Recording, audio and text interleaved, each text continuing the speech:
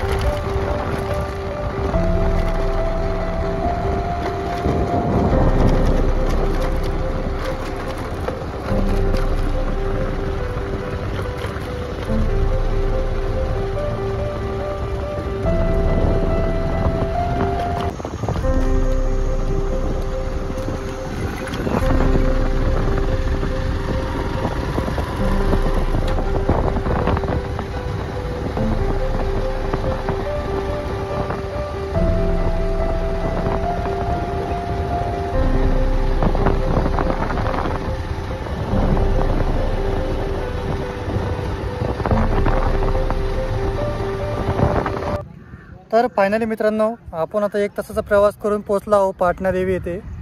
आपण बघू शकता इथे एक कमान बघायला मिळेल आपल्या पाटणा देवीची।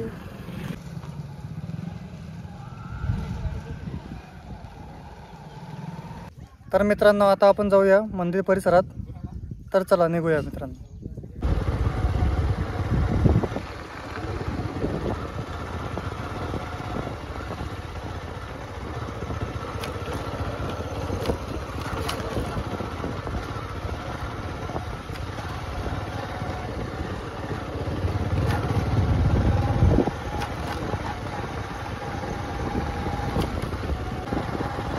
तर मित्रांनो, आपण बघू शकतात एकदम घनदाट अरण्य आहे इथे।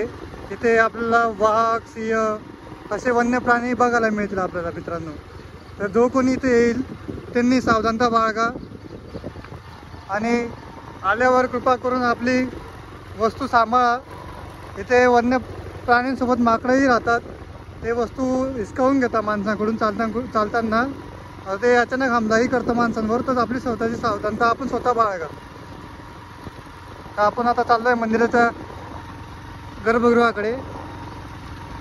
तर चला मित्रांनो।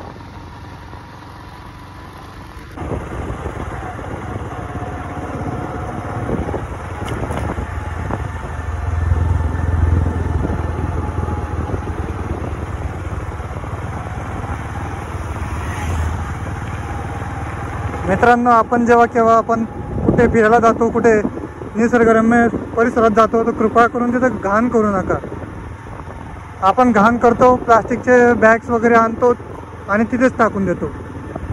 त्याने काय होतं, जे वन्य प्राणी असतात ते बॅग्स घेतात आणि खातात, त्यानंतर त्यांना आता त्रास होतो.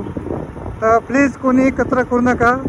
आपण आणलेला कचरा आपण स्वतः कॅरी करा आणि निसर्गाला स्वच्छ आणि सुंदर असू द्या. आपण बघू शकता मित्रांनो, इथं आपल्याला सुंदर सुंदर वन्य पक्षी बघायला मिळतील. आपलीही काळजी घ्या आणि त्यांचीही काळजी घ्या. कुठल्याही प्रकारची घाण करू नका आणि सुंदर निसर्गाचा आनंद घ्या.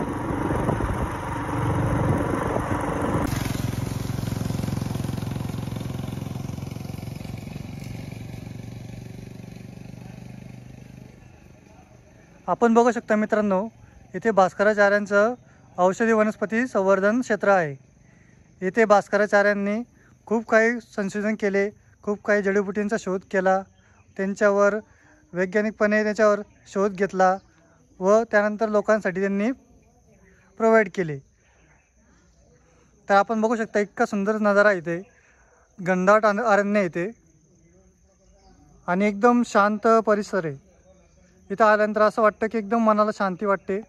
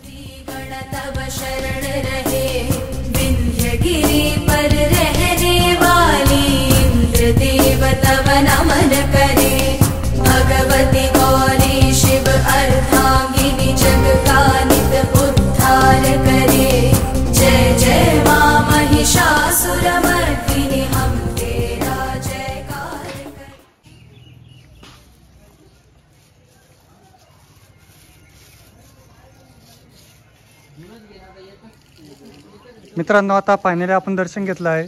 बघू शकता किती सुंदर परिसर आहे या मंदिराचा.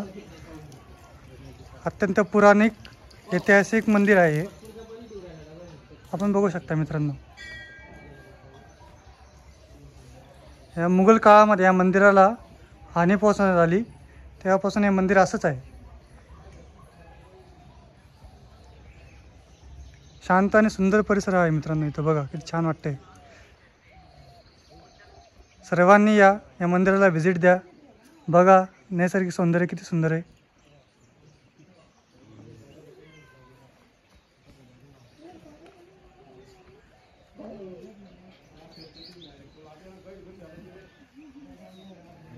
सुंदर अशा डोंगरांच्या आतमध्ये स्थित असलेलं हे मंदिर अत्यंत मनोभावी वाटतं एकदम.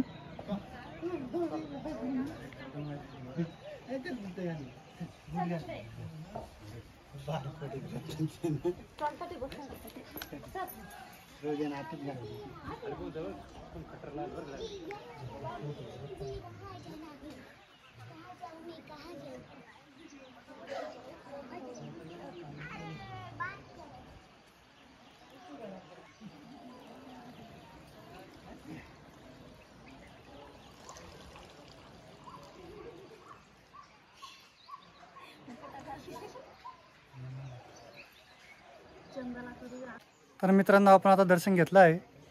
इथे एक वॉटरफॉल सुद्धा आहे, पण मान्सूनच्या सीझनमुळे त्यांनी बंद केला आहे. गेल्या वर्षी इथे खूप सारे अपघात झाले, खूप मुलांचा मृत्यूही झाला, त्यामुळे गव्हर्नमेंटने बंद केलेलं आहे. त्यामुळे आपल्याला ते बघायला भेटू शकत नाही. तर आपण हा ब्लॉग आपण इथेच संपवू आता. अशाच नवीन नवीन ब्लॉग, नवीन नवीन लोकेशन बघण्यासाठी चॅनलला सबस्क्राईब करा, शेअर करा, लाईक करा आणि पुन्हा भेटूया नवीन एक ब्लॉगमध्ये. जय महाराष्ट्र.